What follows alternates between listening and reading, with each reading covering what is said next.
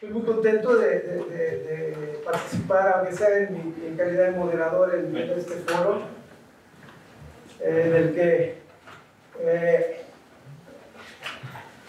recordamos y revisitamos a León Olivé, nuestro maestro, nuestro guía, nuestro explorador de vanguardia en tantos territorios. Como pueden ver, simplemente enumerar en el subtítulo del foro los territorios que no agotan: ciencia, tecnología, innovación y democracia en contextos multiculturales. Apenas alcanza a esbozar los muchos territorios que León Olivé exploró con nosotros y para nosotros. Y bueno, la mejor manera de celebrarlo, de celebrar el que haya sido nuestro contemporáneo, nuestro colega, nuestro maestro, pues es hacer lo que él nos enseñó a hacer, ¿no? Pensar en estos asuntos tan importantes que todos los que estamos aquí, desde distintas maneras, nos involucran juntos, ¿no? Y también recordar que León también, además de un llamado al pensamiento, hubo siempre un llamado a la acción, ¿sí? En estos tiempos que estamos viviendo en México, donde yo lo que veo es que reina mucha confusión. Ahí la pregunta es si estamos empezando una nueva época, estamos dando la vuelta hacia algún otro sitio, o en realidad estamos envueltos en un marasmo de confusión y estamos en más de lo mismo. Yo cada vez que leo columnistas, comentaristas, no cada vez, pero muchas veces, extraño a León, porque creo que hay una parte de la confusión estriba en que los que están proponiendo lo nuevo en ciencia, en tecnología, en cultura, en desarrollo, no han logrado articularlo con claridad, en mi opinión. Y los que se resisten tampoco entienden, no entendemos. Y yo creo que León su principal virtud es que antes de decir cualquier cosa, despejaba el territorio, analizaba, te forzaba a la claridad, involucraba valores, involucraba la multiculturalidad, la diversidad. Y ¿cómo nos hace falta, León? Eso es lo que pero está ahí, están ahí las preguntas y estamos obligados a seguirlas revisitando sin él o acompañados por lo que nos dejó, que es su obra y su ejemplo, ¿no? Entonces, bueno, qué bueno que una vez más, y creo que hay que seguirlo haciendo porque hay que seguirle dando vueltas a todo este territorio y a todas estas propuestas, desde la filosofía pura y dura de las ciencias, matemáticas, físicas, biológicas, hasta todas las exploraciones en otros territorios antropológicos, culturales, etnográficos. Bueno, eso les quería decir porque me uno y celebro a los organizadores que hayan invitado a todo este conjunto de amigos y de colegas de León a seguir reflexionando. Como primer bateador tenemos a un cuarto bat, diría nuestro presidente. Nuestro presidente va a decir el que no necesita presentación. Javier Echeverría es un amigo de la UNAM, un amigo de México, pues desde antes de nacer. Entonces, todavía no tenía conciencia. Y si no han leído sus textos sobre México y sobre lo que significó México en su biografía, se los recomiendo. Creo que Google se los dará con alguna rapidez. Y si no, me oculto. ¿Eh? Me oculto. Te ocultas de Google. Perfecto, entonces, bueno, para no quitarle más de su tiempo, y creo que ustedes vinieron a leerlo a él, le doy la palabra a Javier Echeverría. Vamos a ver, comenzó el homenaje a León Olivé, y por seguir con la metáfora que propuso Alfredo, allí en la conversación, digamos, yo evoqué precisamente para provocarle un poco a Alfredo ayer, a Leibniz, y entonces Leibniz tiene una frase absolutamente increíble en los principios de la naturaleza y de la gracia, en donde dice que después de la muerte las mónadas pasan a otro teatro, a otro teatro. Entonces, Leibniz piensa que todo es fenoménico, o sea, los cuerpos somos fenómenos, ¿no? Fenómenos de las mónadas son entidades sustanciales, digamos, inaccesibles como tal al conocimiento humano, que se puede tener alguna cierta aproximación a lo que son las mónadas, ¿no? Pero precisamente a través precisamente siempre de los teatros en donde nos movemos, ¿no? Él es el gran filósofo del barroco, yo hablé en la Gauss, ¿te acuerdas? De Leibniz, el filósofo del barroco mexicano, encima me arriesgué a hablar incluso del barroco mexicano, tema del que sé muy poco. Entonces, bueno, en cualquier caso, la idea es muy sencilla, es el gran teórico de Dios, ¿no? O sea, el gran teórico, el gran conceptualizador de Dios y del mejor de los mundos posibles, ¿no? Pero él, que conocía muy bien la tradición escéptica, a mi entender, digamos, su grado de creencia había profundizado mucho en la filosofía, conocía muy bien a Descartes, la duda metódica, etc. Y yo creo que llevó más allá de que Descartes la duda sobre los fenómenos, precisamente, ¿no? Kant bebió mucho del pensamiento leibniziano. Bueno, entonces con eso ya está dicho. Está entre nosotros, no en el sentido del Espíritu Santo, o sea que también, ¿por qué no? Pero está entre nosotros León Olive y por lo tanto pues, seguimos la conversación con él. Es para hablar de un tema, en este caso, tecnociencias y democracias extendidas, pues León es un gran pensador de la democracia y la relación entre democracia y tecnociencia plantea algunos problemas, algunos desafíos terribles, o sea, desde mi perspectiva. Y voy a hablar, por lo tanto, de cosas que yo publiqué hace ya 20 años, en el 1999, incluso antes de Telépolis, en 1994. Son temas que León conoció, leyó, y él me hizo un comentario. Yo creo que en un libro que editaste vosotros, vamos a Ambrosio y tú, Carlos, no sé si es ese sobre filosofía de la política de la ciencia, seguro. Entonces, y León se tomó el trabajo de comentar al detalle un artículo mío sobre estos temas, y por lo tanto no es un tema de filosofía de la ciencia. Estos libros que voy a mencionar míos, Telépolis, Los Señores del Aire, son mi faceta, los señores del aire aquí están, son mi faceta ensayística, no mi faceta académica, ¿no? Y por lo tanto, pues aquí en la UNAM nunca había hablado yo de estas cuestiones, ¿no? Yo entonces he pensado que para conversar con León es un tema que es menos conocido estas hipótesis por parte de ustedes. Bien. Bueno, entonces hay una serie de hipótesis. La primera no las voy a comentar.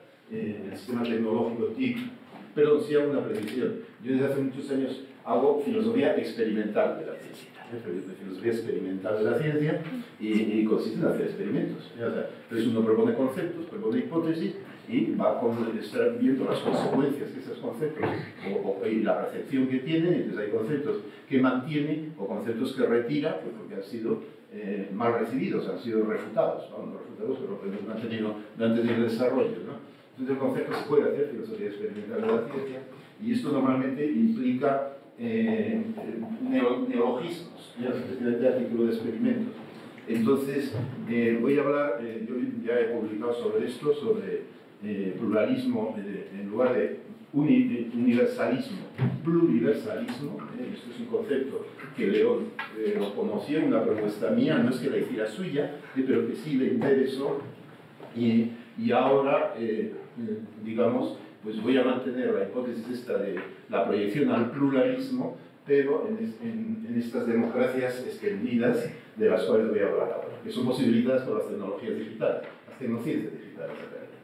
Bueno, entonces, pero la primera hipótesis es muy fuerte, muy audaz, pero es decir que estas tecnologías, el sistema tecnológico digital, para ser más preciso, ha generado, por propiedad emergente, siendo un sistema, por emergencia, teoría general del sistema, ha generado ni más ni menos que un nuevo espacio social. Es un nuevo espacio social, yo propuse llamarlo el tercer entorno, lo sigo llamando el tercer entorno, pero se le puede llamar espacio electrónico, mundo digital, etc.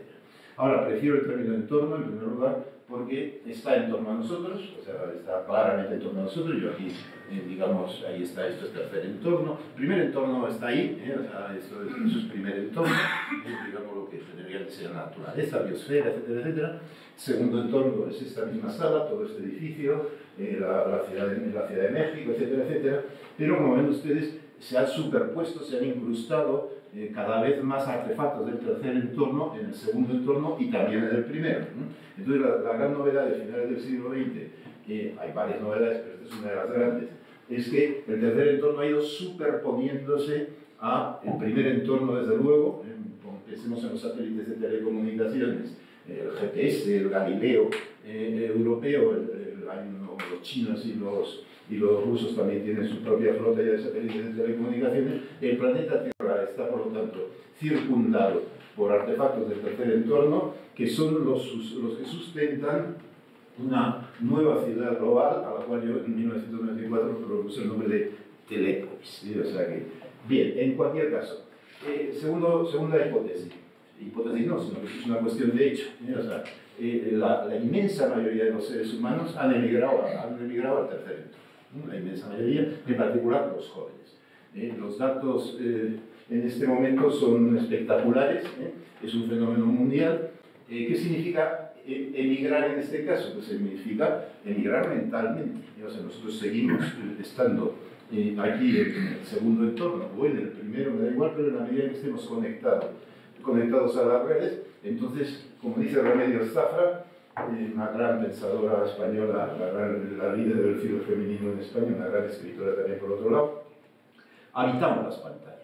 Eso no quiere decir que no habitemos las casas o las ciudades, o habitemos el campo, pero hoy en día tenemos un nuevo hábitat, que son las pantallas, con lo cual esto, si hay aquí algún heideggeriano, yo no es mi pensador precisamente con el que simpatizo, Heidegger no vale para pensar estas tecnologías, porque él, su bonum es de primer entorno y de segundo como máximo, es como una cabaña en el bosque, en esos maravillosos bosques que hay en Alemania, por cierto, ¿no? Esto no, o sea, esto es un hábitat muy terrible, incluso ya se lo voy a proyectar para que lo vean. Esto es el hábitat, o sea que esto es el hábitat, esto es una granja de datos, y aquí lo que hay son tecnopersonas, tecnoobjetos, etcétera, etcétera. Esto es la nube, esto se llama nube, ¿no? Técnicamente no. La realidad es esto, o sea, lo que hay es esta enorme granja de datos. A esto los expertos en marketing de Amazon primero, y a continuación de Google y todos sus colegas, lo han llamado nube. En este momento todo el mundo está en las nubes en el sentido literal del término de estar en las nubes. O sea, creen que subimos cosas a las nubes, ¿no? En realidad no. Lo que enviamos son, digamos, mensajes digitales a esta granja de datos, entonces ahí quedan diseminados, ahí están todos mis correos de email, incluido los que intercambio con el doctor Ambrosio Velasco, etcétera, etcétera, ¿no? Pero están también las fotos, están las películas, están los vídeos, está YouTube, metido todo aquí dentro, ¿no? Y todo troceado, dispersado, o sea, aquí sí que ya no hay unidad ninguna, o sea, no hay ninguna ni sustancia, o sea, esto sin embargo, está todo digitalizado, y esto es posible, estos enormes artefactos, son novedosos, eso es del principio del siglo XXI, a finales del siglo XX no existían estas granjas de datos, y que tienen un consumo energético terrible. Hablando en Buenos Aires de estos temas hace muy poco, hace 2 semanas, me dijeron, no sé si es cierto o no, o sea, que la nube de Google, una de las principales, le hace falta 3 centrales nucleares para mantener el funcionamiento de la nube de Google. Con lo cual, el consumo energético que tiene la llamada nube, en su momento va a plantear un debate. En el movimiento ecologista estamos nosotros metiendo más y más mensajes, más y más fotos, más y más bytes, y cuando llegue la 5G, la tecnología 5G, entonces ya, digamos, el riesgo de colapso, de catástrofe, digamos, probablemente es un tipo de tecnología para el planeta más peligrosa que la propia energía. ¿Sí? Entonces, yo voy a hablar no de la cuestión del riesgos para el planeta, sino de la democracia. Entonces, si es posible este espacio, este tercer entorno, democratizar, que es el tema del foro. Entonces, Tercer hecho, esta es la segunda gran hipótesis mía. La primera, resistencia al tercer entorno. La segunda es que esto, las grandes corporaciones tecnológicas, ellas no emigraron, sino que colonizaron el tercer entorno. No es lo mismo. O sea, es decir, digamos, inmediatamente llegaron grandes empresas tecnológicas de TIC, tecnología de información comercial, y este nuevo espacio social lo colonizaron y lo tienen colonizado, y bien colonizado, o sea, bien colonizado y bien controlado. La cuarta hipótesis, que la que voy a comentar hoy, en ese tercer entorno no hay democracia ninguna, o sea, digamos, hablando, yo propuse en el 99 la metáfora, no metáfora, sino una propuesta conceptual, que es un neofeudalismo, o sea, la estructura del tercer entorno es neofeudal. Cada señor del aire es un feudo, son feudos informacionales, era la terminología que yo utilizaba, y ahí nosotros, o sea, los usuarios, somos siervos, o sea, siervos de los señores del aire, o sea, siervos por comparación a los señores feudales del medievo europeo, en donde uno era siervo, literalmente, de siervo de la regla, se decía correspondiente. Bueno, entonces, para democratizar esto, que es una tarea, es una de las grandes tareas del siglo XXI, es decir, independientemente de que esté colonizado, ustedes saben mucho de descolonización y, digamos, de cómo liberarse de poderes opresores y digamos, expoliadores, además también, ¿no? Colonizadores, ¿no? Entonces, ahora, la idea es que aquí está colonizado el aire, o sea, entonces, por lo tanto, esto es lo más novedoso de la propuesta y es lo que quiero insistir, en realidad, como consiga explicarles a usted por qué el aire, por qué la cuestión está en el aire. Con eso ya, y por eso he mencionado precisamente, en el aire está Leonolide, entre nosotros, digamos, y ahí es donde se establece la gran pugna, el gran combate sobre la democracia y tecnociencia. Vale. Entonces, hay una nueva modalidad de poder, sigue habiendo poder físico, sigue habiendo poder militar, sigue habiendo poder financiero, sigue habiendo poder político, los estados siguen permaneciendo, la propiedad, y poder hay por doquier, también en los microcosmos, pero ha surgido una nueva modalidad de poder que se ejerce desde el aire, o sea, y entonces esta nueva modalidad de poder requiere un análisis profundo, en profundidad, filosófico, no solo filosófico, también económico, también, digamos, antropológico, etcétera, etcétera. Y la propuesta básica que voy a hacer hoy es que no para democratizarlo, pero sí por lo menos para ir en la senda de la democracia del tercer entorno, la propuesta mía, que ya la hice hace unos años, es expandir los derechos humanos de 1948 y sus declaraciones ulteriores al tercer entorno, y también implementar los nuevos derechos de las tecnopersonas en el tercer entorno, porque la propuesta es que en el tercer entorno no hay personas ni cosas, ayer estuvimos hablando de esta cuestión, ¿no? Tampoco hay mónadas en el tercer entorno, es decir, ahí no hay vida, no hay vida ninguna, es un entorno puramente tecnológico, ¿no? La vida sigue estando en la biosfera, sigue estando en las ciudades, sigue estando con nuestros cuerpos biológicos, ¿no? Pero esa estructura es tan poderosa que determina cada vez más no solo a la biosfera, que también, sino también nuestras propias vidas y las vidas de las sociedades, etcétera, etcétera. Entonces, por lo tanto, hay que arraigar los derechos humanos y repensarlos para ese nuevo espacio social sin dejar la batalla de los derechos humanos en el segundo entorno.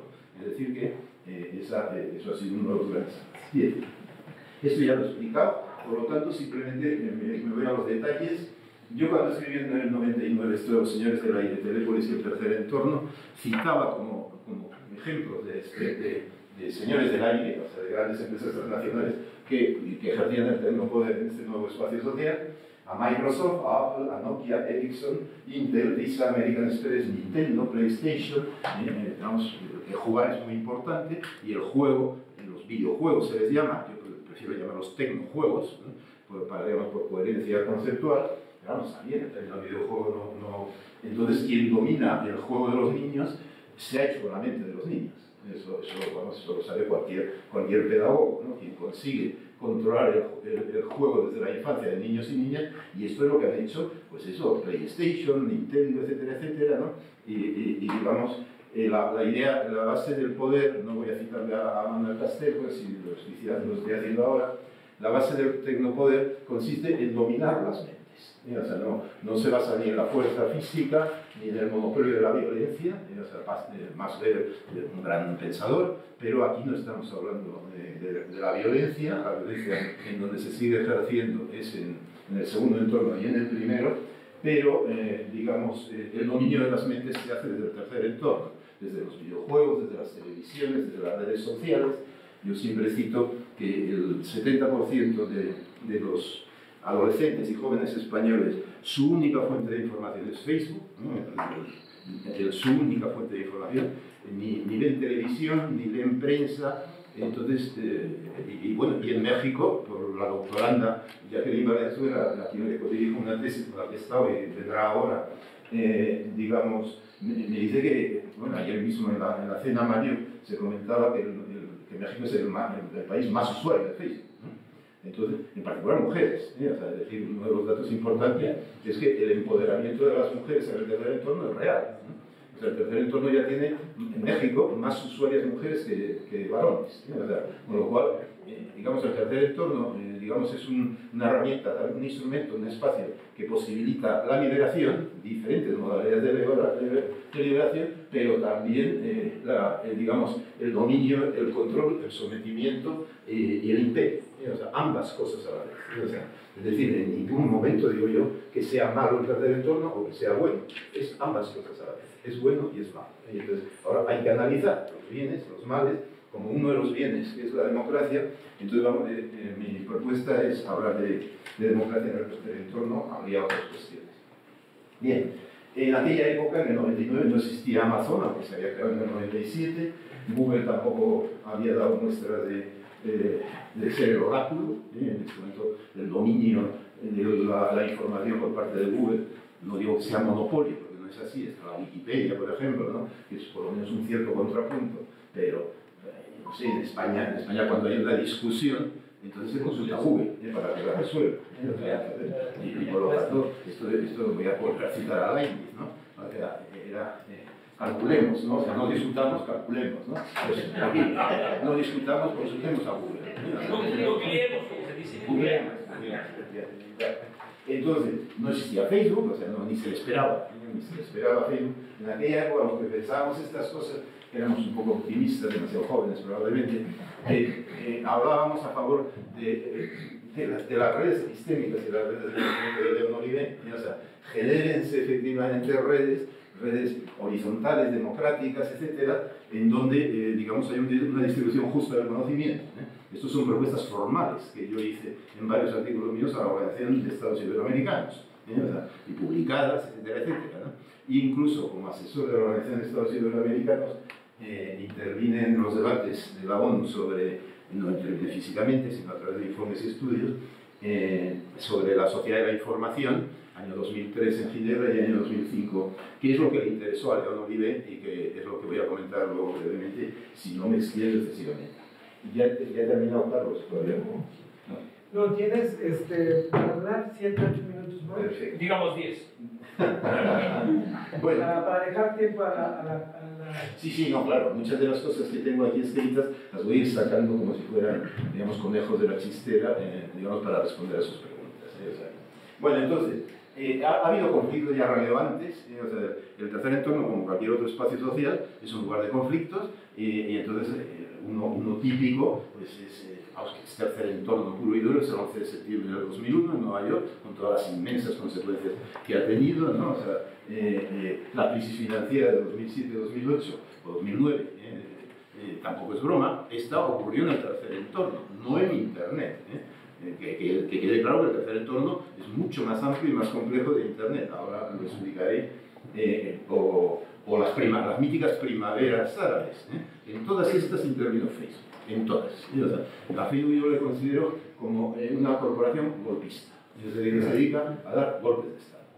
Entonces, teóricamente, todo es por la democracia y por el bien, sin excepción, excepto Túnez, sin excepción, todos esos golpes de Estado han acabado en dictaduras. Todos, sin excepción. O sea, las primaveras árabes han llevado a otoños o a inviernos árabes.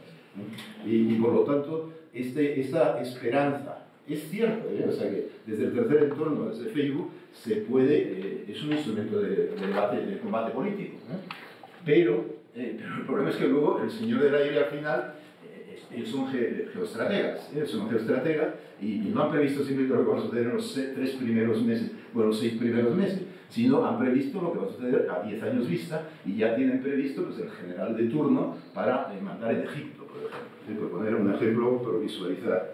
Y esto, bueno, en América Latina hay casos similares, ha sucedido en Brasil, ha sucedido en Argentina, en menor grado, pero de nuevo Facebook y los señores del aire van interviniendo cada vez más en la gobernanza de los estados, ¿no? A México no ha llegado, todo lo contrario, y en España pues tampoco. O sea, ahí el movimiento del 15M y Podemos, etcétera, digamos, han actuado como parapeto, como control. Bien, dejo esta cuestión. Trump es un gran ejemplo. O sea, Trump y Cambridge Analytica, esto es típico de Facebook y los señores de la ley, dando un golpe de Estado. Dando un golpe de Estado democrático, o sea, democrático ya, sin tanques, etcétera, a través de la información, que es como se juega, o sea, es como se combate. Bien.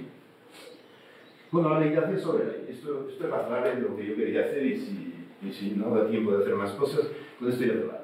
Entonces, digamos, el aire es el aire, o sea, perdón, en realidad no, ni siquiera es el aire, debería haber puesto sobre los aires, o sea, hay varias modalidades de aire, o sea, el pluralismo este canónico del Benigno, yo ahora he dado un paso y ya lo llevo al aire, a la noción de aire.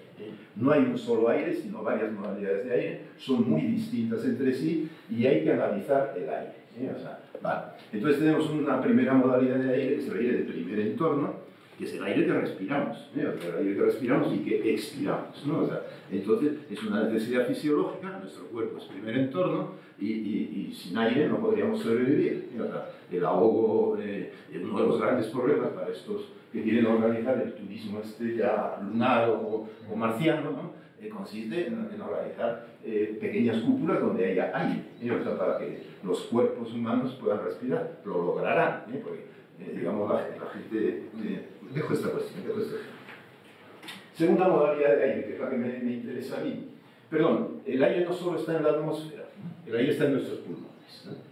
Hay que tener presente que el aire está en nuestros pulmones, y si no está en nuestros pulmones, se acabó. O sea, digamos, no vivimos, ¿no? Entonces, o sea que la atmósfera es muy importante, el cambio climático sin duda afecta al aire por encima de todo, ¿no? O sea que, digamos, es una gran transformación lo que se está produciendo en el aire, en la atmósfera, y por lo tanto, y como consecuencia de ella, surge el cambio climático. Bien. El aire, por cierto, lo crearon las bacterias, o sea, la atmósfera, la crearon las bacterias, pero esto, y fue un residuo venenoso que a las pobres especies anaeróbicas las arrasó. Al 99%. Al 99%, ¿verdad? Quiero decir que el aire para nosotros es un bien, pero para otras especies ancestrales, diríamos, fue tóxico, letal, o sea que, bien. Entonces, segunda cuestión, y ya paso ahora a los seres humanos. El aire es el medio de comunicación por excelencia. Yo ahora mismo, sin aire, mi conferencia no existiría, no se produciría y no habría conversación. No habría conversación porque no hay habla sin aire. Entonces, claro, no hay lenguaje sin aire. No hay lenguaje sin aire. Entonces, claro, si muchos teóricos, muchos filósofos dicen que el logos es la característica diferencial de los seres humanos, pues no hay seres humanos sin aire. Pero no ya por motivos fisiológicos, sino por motivos de logos, por motivos comunicacionales, por motivos filosóficos, ¿no? Entonces, con esto ya hemos dado un salto al segundo entorno, y la comunicación, no hay comunicación sin aire, entonces es el medio de comunicación por antonomasia, y lo sigue siendo, puesto que yo puedo proyectar ahora con el tercer entorno, etcétera, puedo proyectar 1000 cosas, les podría poner, que sé yo, una pondré en YouTube, pero todo esto, el sonido, les llegaría a través del aire de esta sala, o sea que, con lo cual, aunque se le pueden al aire digamos, clásico, vamos, el natural, entre comillas, se le superpone otra modalidad de aire, en primer lugar, el aire de las ciudades, aquí hay una persona con una mascarilla de aire y se entiende perfectamente bien, o sea, están generalizándose las mascarillas, la contaminación que la industria y las ciudades, el aire contaminado de las ciudades no es el aire de la naturaleza, para nada, es el aire ya transformado por el segundo entorno. Bien entendido que también está, pues, no sé, las botellas de oxígeno, ¿no? Para bucear o para los hospitales. O sea, la ciencia ha transformado el aire y ha generado un aire puro, purísimo, ¿no? O sea, que en un momento dado, si uno se está ahogando, le inyectan oxígeno y sobrevive, o pudiera hacer, ¿no? Bien, entonces, insisto también en que esto, he citado a Heidegger, pues voy a hacer otra alusión a él. Entonces, Heidegger jamás analizó la condición técnica del logos, del lenguaje. Y no hay lenguaje sin técnica. No hay sin aire, pero tampoco sin técnica. Aunque no nos demos cuenta, aprender a hablar es complejísimo, aprender a vocalizar, aprender a declamar, mantener ritmos, etcétera, etcétera, todo esto son técnicas. No paso al canto, o sea, al canto o a las distintas artes del sonido humano, ¿no? O del canto de los pájaros. O sea, los pájaros, las especies animales, también a través del aire se comunican. Y últimamente las plantas también, exactamente igual, las hormigas, en fin, o sea, los ejemplos son múltiples. Entonces estoy insistiendo, por lo tanto, en la relevancia enorme del aire, que desde, ¿quién fue el teórico, el filósofo presocrático que puso el aire como principio de la naturaleza? No, el lengua, ¿no? Eso es Anaxágoras, ya. No, primero un fisiócrata que dice que es el aire. Bueno, da igual. En cualquier caso... Pero Hipócrates... No es Hipócrates. Bueno, ya vendrá, ya saldrá el nombre. Entonces, quiero decir que no ha habido una reflexión filosófica sobre el aire. Sobre la Tierra sí. Sobre la Tierra sí. Y bueno, digamos, la propiedad de la Tierra. Ahora, la propiedad del aire, ¿qué?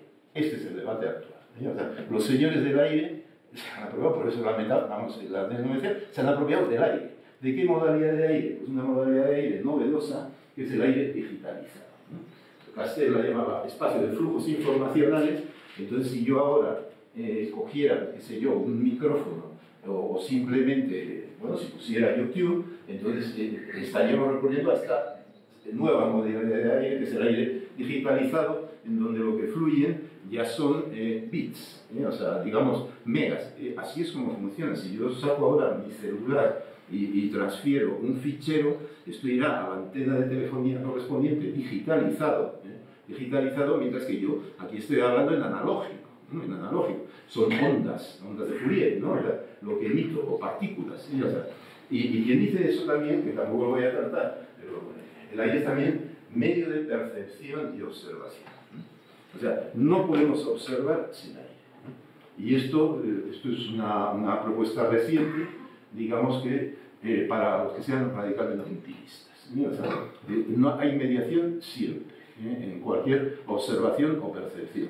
La mediación del aire, precisamente, y esto es un tema, digamos, para los que hagan filosofía del conocimiento, no solo, insisto, para los seres humanos, sino también para los animales. Bueno, entonces, ¿qué ocurre? Que los señores del aire, en el momento en que se ha creado el aire digital y hay flujos de todo tipo para circular por el aire, voy a hacer una pequeña prueba experimental mía y con eso ya termino.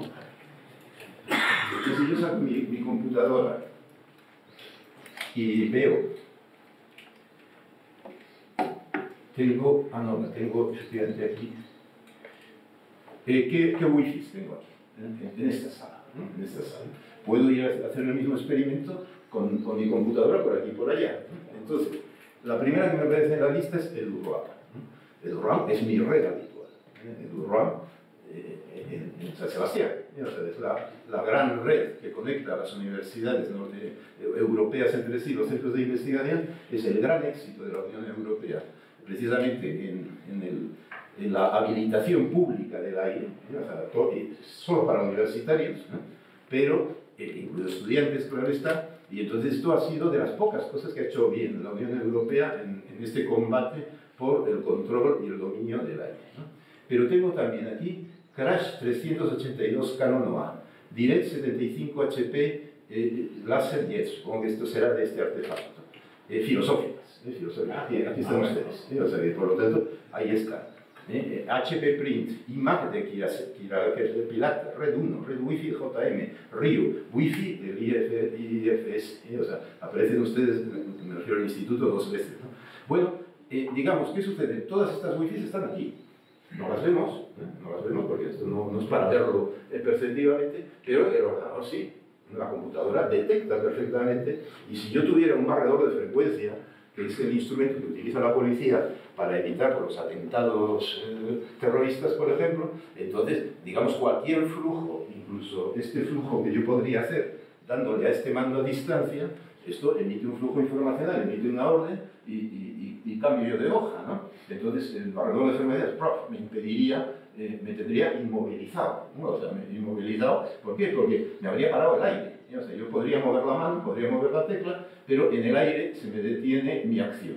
Esto es la base de la defensa contra el terrorismo hoy en día y la base también de la defensa contra los misiles. O sea, digamos controlar la orden que empuja los misiles para el bombardeo, no atacas al misil, sino atacas la orden. O sea, entonces, ahí está la gran batalla por el poder militar en el tercer entorno y también, obviamente, la gran batalla por el poder en el aire. O sea, entonces, la gran batalla de los grandes medios de comunicación, aquí hay varias empresas privadas, sin duda, pero hay algunas empresas públicas también, ¿no? Entonces, este es el espacio que se trata de democratizar. Bien, entonces, y termino ya con lo del aire. Los señores del aire compiten por dominar el nuevo espacio social y las catástrofes comunicacionales en el tercer entorno pues pueden ser tremendas. Aquí bastaría con meter un alterador de frecuencias en todo el aire sin percibir y nos quedaríamos todos sin wifi.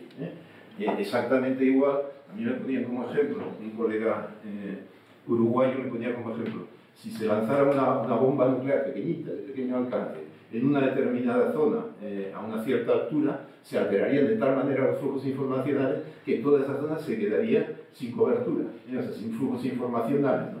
Entonces, por lo tanto, estas son las posibilidades que ofrece el tercer entorno. Y bien, ya para terminar, doy el salto. No, esto lo tengo que proyectar, o sea, en el momento en que han surgido las empresas que luchan por el dominio del aire, son estas, Google, Apple, Facebook y Amazon, las cuatro principales, son las cuatro más ricas del mundo en capitalización en bolsa, ya ni petrodólares, ni tonterías, ni petrodólares son, vamos, primer entorno y segundo entorno, hasta México va a tener que dejar de producir petróleo, Francia lo anunció para el 2050, me parece, se acabó ya con la gasolina, ¿no? Entonces, y habrá que reconvertirse, obviamente a las energías renovables, ¿a cuáles va a ser? O sea que, bien, en cualquier caso, es interesante el dato del número de empleados. Facebook es un artista, o sea, el señor Zuckerberg, yo no tengo ninguna simpatía, digamos, una capitalización bursátil tremenda, todo gratis. Esto es maravilloso, esto ya es el artista genial, ¿no? O sea, es decir, que es el más rico del mundo dándolo todo gratis.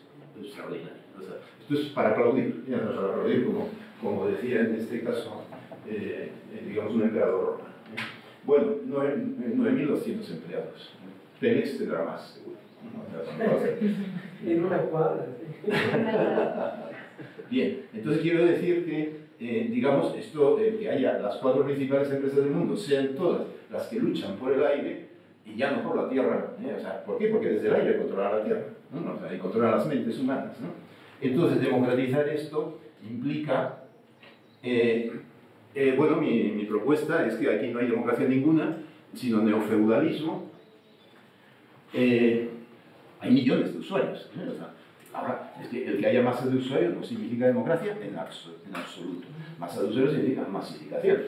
Democratización es otra cosa. Democratización, esto soy un clásico, Montesquieu, no hay democracia sin separación de poderes y sin control mutuo de unos poderes sobre otros. O sea, la democracia no consiste en votar, esto es falso, esta es la ideología de Zuckerberg y sus colegas. I like. Y entonces estamos votando, ni hablar, no estamos votando. Eso no es una votación para nada. La votación la tiene que organizar una junta electoral independiente. ¿Dónde está la junta electoral? En Facebook. No la hay. Parlamento en Facebook no hay, que yo sepa. O sea, el señor Zuckerberg es un monarca absoluto. O sea, es poder ejecutivo, poder legislativo y poder judicial. Directamente, ¿no? Y luego a continuación los datos de los usuarios los vende y a continuación da golpes de Estado por aquí y por allá, ¿no? Entonces esta es mi versión de la lucha por el poder y la situación del poder. Entonces, las normas, el momento clave es el acepto o no acepto. O sea, el momento en el que en un momento dado uno se baja una aplicación o un nuevo hardware y dice, para usarlo tienes que decir acepto o no acepto. Yo varias veces he dicho no acepto. Yo, soy un tipo, en fin, incluso un poco, digamos, no digo sublevado, pero sí por lo menos crítico. Entonces vamos a ver qué sucede si digo no acepto. Ya sabes, te quedas a dos velas, o sea, te quedas fuera del tercer entorno. Fuera del tercer entorno. Entonces, ¿qué sucede? Te dicen en letra muy pequeña, si quiere usted saber las normas tal de no sé qué, aquí las tiene. Yo esto lo hice hace muchos años, siempre en conferencia lo digo una vez en la vida, por lo menos hay que abrir ese fichero y leer las normas. Esas normas son leoninas. Uno renuncia a su condición de ciudadano, su condición de ciudadano mexicano en este caso, y acepta que el juez del condado de California X va a ser quien dirima los pleitos y conflictos que pudiera haber.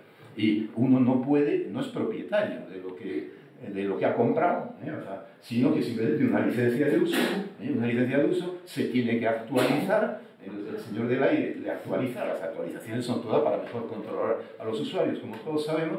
Esto se llama un feudalismo del aire, en donde uno se convierte en siervo, no hay contrato social ninguno, o sea, estamos todavía muy lejos de la democracia, en un estadio previo a conocer la cuestión de la democracia.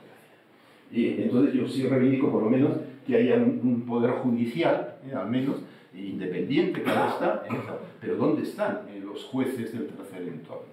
Esto no es justicia global, o sea, es una cosa mucho más dura que la justicia global. Por esto requiere tecnojueces, o sea, expertos en tecnologías que lo sepan todo para buscar los rastros, por ejemplo, de los capitales que se fugan por las redes financieras que forman parte del tercer entorno.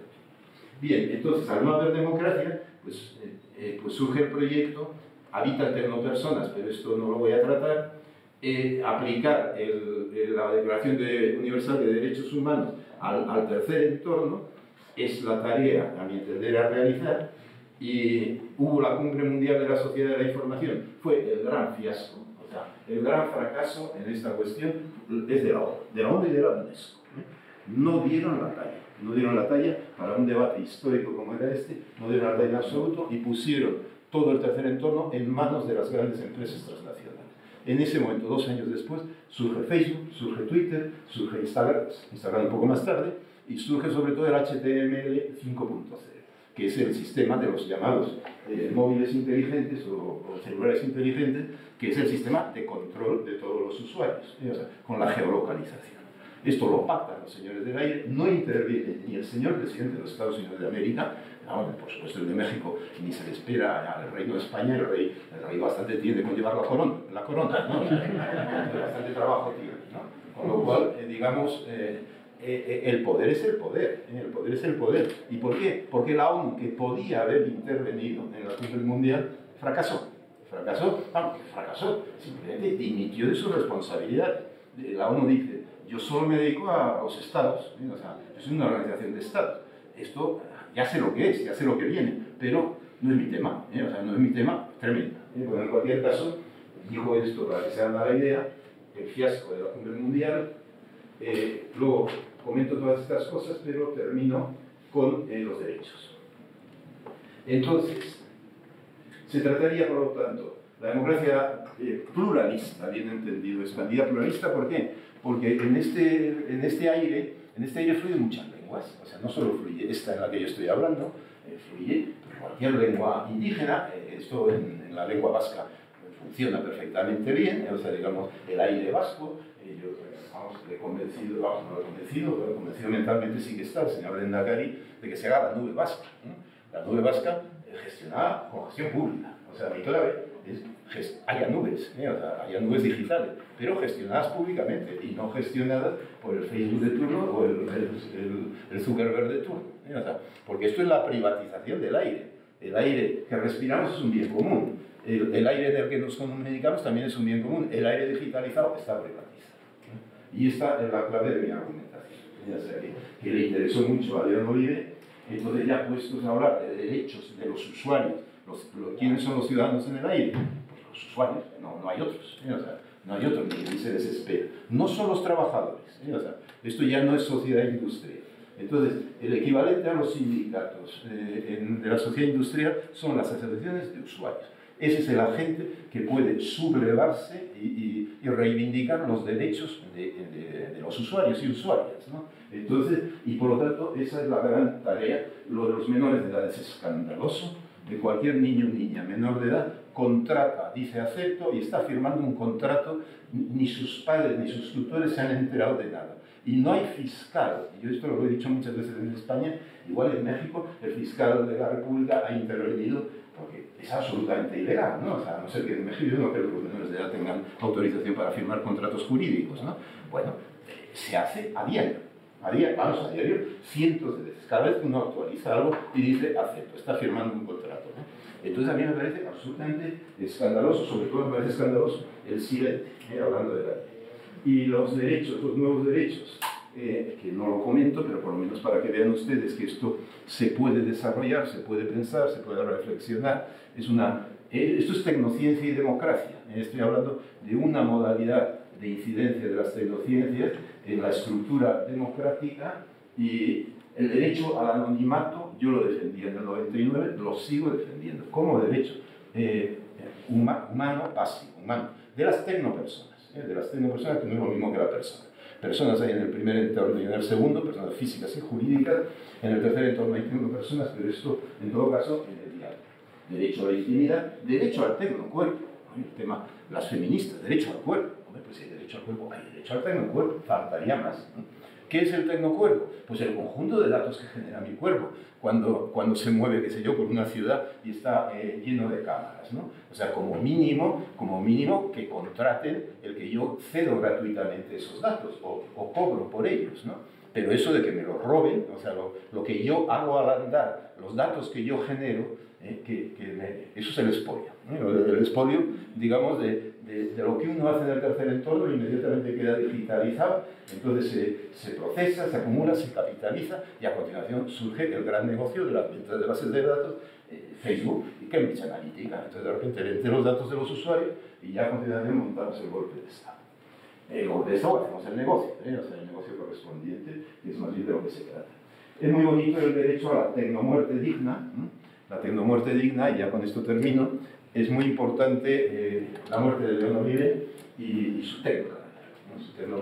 Su tecnocadáver hay que cuidarlo mucho, hay que tratarlo con cariño, entonces hay que transcribir sus escritos, ya lo dije ayer, hay que digitalizarlo, hay que llevarlo a la web, hay que hacerle un buen túmulo en el tercer entorno, ¿no? Y con eso termino. Muchísimas gracias.